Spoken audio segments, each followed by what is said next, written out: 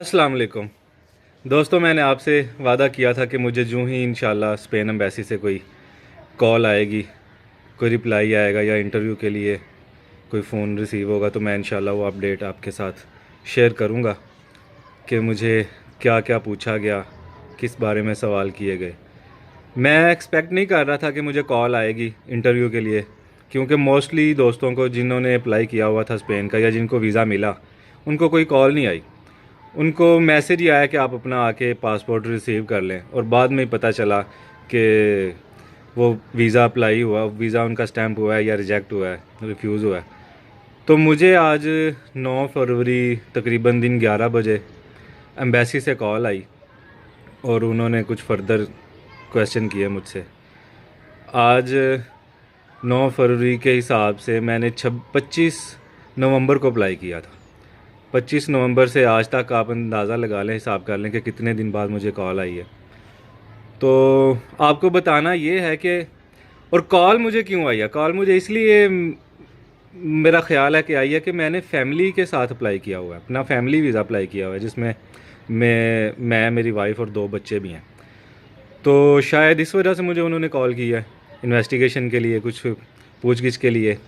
पूछा उन्होंने ये है कि आपका मकसद क्या है जाने का, किस लिए जाना चाह रहे हैं। तो वो तो ज़ाहिर सी बात है कि मैंने उनको यही बताना था, और अगर आपको भी आपने फैमिली के साथ या खुद अप्लाई किया हो तो आप भी यही बताएंगे कि विज़िट के लिए जा रहे हैं, जिन लोगों ने विज़िट का अप्लाई किया हुआ है।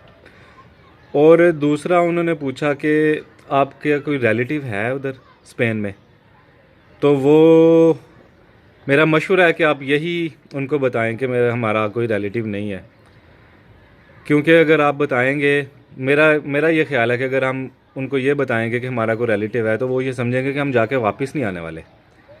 तो हो सकता है वो कोई कंडीशन लगा दें हमारे वीज़े पे।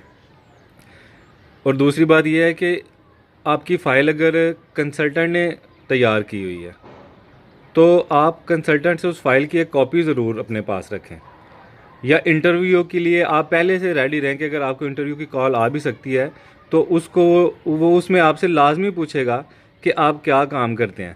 अगर आपका कंसल्टेंट ने आपकी जो फ़ाइल है वो अप्लाई की हुई है बिज़नेस के हवाले से, या आपकी कोई कंपनी है या बिज़नेस आप रन कर रहे हैं, कौन सा बिज़नेस है, बैंक बैलेंस के हिसाब वो हवाले से पूछ सकते हैं। आपका करंट बैंक बैलेंस कितना है, आपको पता होना चाहिए कि जितना बैंक बैलेंस आपने स्टेटमेंट में शो किया हुआ है, एम्बेसी में अप्लाई किया हुआ है, वो आपको पता होना चाहिए।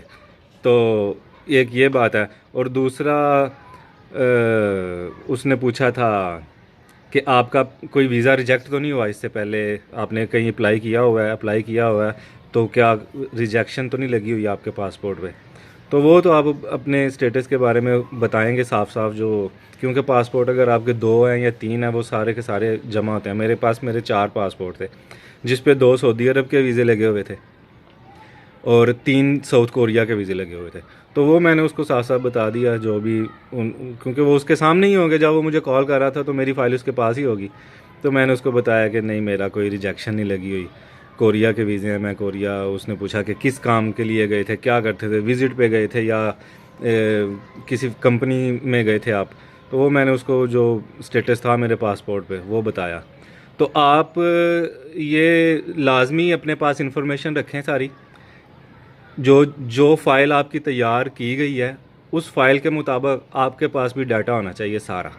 अगर आपको इंटरव्यू की कॉल आती है तो आप उसको वो उस फाइल के हिसाब से मिन ऑन आप जवाब दे सकें।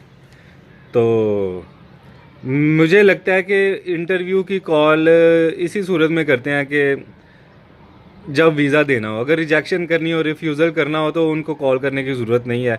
वो जवाब ऐसे भी जब आप पासपोर्ट रिसीव करें तो आपको पता चल सकता है कि वीज़ा नहीं लगा।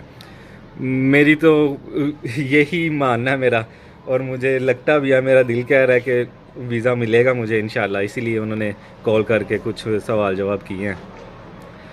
तो यही बात आपसे शेयर करनी थी कि आज तकरीबन 70 से भी ज़्यादा दिन हो गए हैं मुझे आज कॉल आई है। तो मुझे उम्मीद है कि इंशाल्लाह अगले वीक तक या और 2-4 दिन तक मैसेज आ जाएगा कि आप पासपोर्ट अपना रिसीव कर लें। और इंशाल्लाह जो ही मुझे पासपोर्ट मिलेगा मैं आपके साथ शेयर करूँगा कि क्या रिप्लाई आया मुझे एम्बेसी से। आप मेरे लिए दुआ कीजिएगा, मैं आपके लिए दुआ करूँगा। और मेरे चैनल को ज़रूर सब्सक्राइब करें, आपकी एक फिंगर टिप से चैनल सब्सक्राइब हो जाएगा। अल्लाह हाफिज़।